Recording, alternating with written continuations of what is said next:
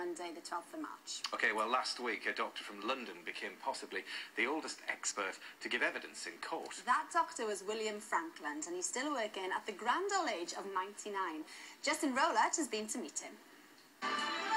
Do you suffer from hay fever or asthma? These are allergies. We may think of allergies as a modern-day phenomenon, but doctors have been trying for decades to discover the various causes. In 1912, a pioneer was born, a man who would dedicate his life to treating allergies of all kinds.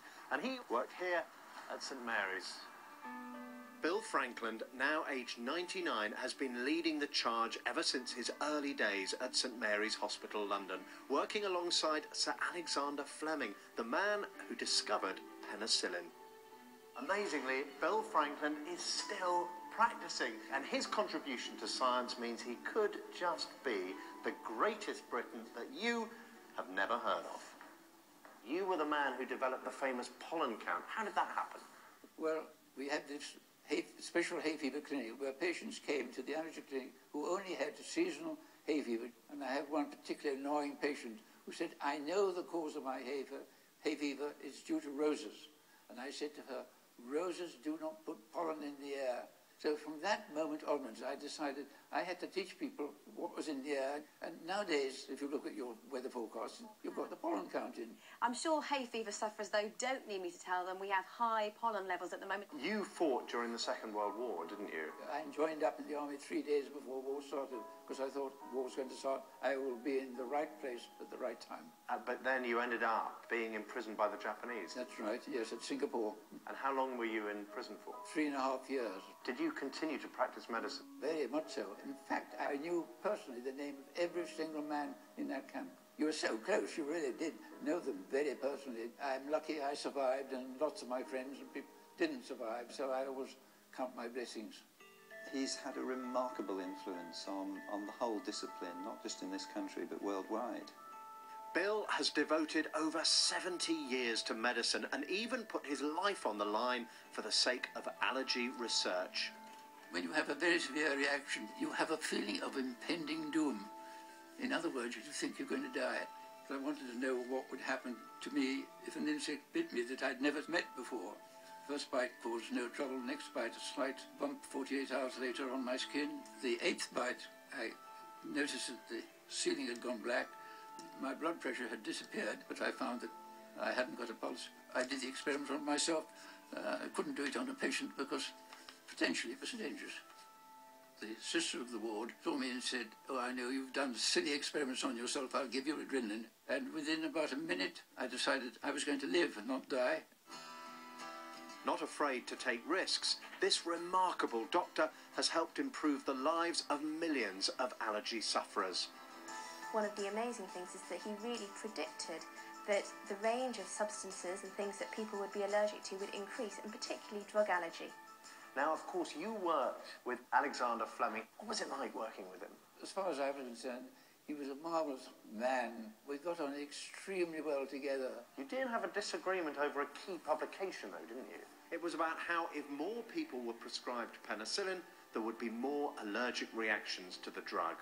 He wrote a famous book on penicillin. I was made to write a chapter in his book. He got out his pen and crossed out my last sentence, and he said, the more recent penicillin preparations really cause local or general reactions, and that's what's in the book. So with hindsight, who was right? Well, I must say that I think I was right. He just inspired me, and he's always inspired me, and he's taught those who have taught me. He was a father figure. I think he's probably become the grandfather figure now that he's 99. I may retire when I'm 100, but whether I will even retire then, I don't know. And Dr. Bill Frankland joins us now. Well, what an incredible career, as we saw there in the film.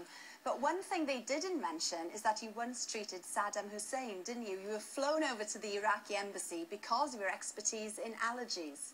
Yes, I was sent out as an allergist, but he wasn't allergic on any definition of allergy.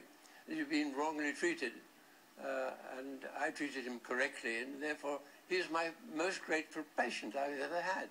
gosh. And can you tell us what was wrong with him, Bill? Well, yes, I suppose. If he wasn't sleeping or praying, he was smoking. So he smoked and smoked and smoked, and that was his real trouble. Yeah. Yes. Well, sorry, you go. I was just going to say, we were allies with Saddam Hussein then. Do you regret treating him now or not? Is that just what you did as a doctor? I mean, I was... If you call as a doctor, it doesn't matter who the person is. He's a patient. Yeah. I mean, he was the head of the state and all the rest of it. But as far as I was concerned, he was a patient, and I wanted to help him. Yeah. well, Bill, we heard there in the film, lots of people call you now the grandfather figure of this line of medicine. So what do you think of all the youngsters that are coming through and are going to take on all of your work?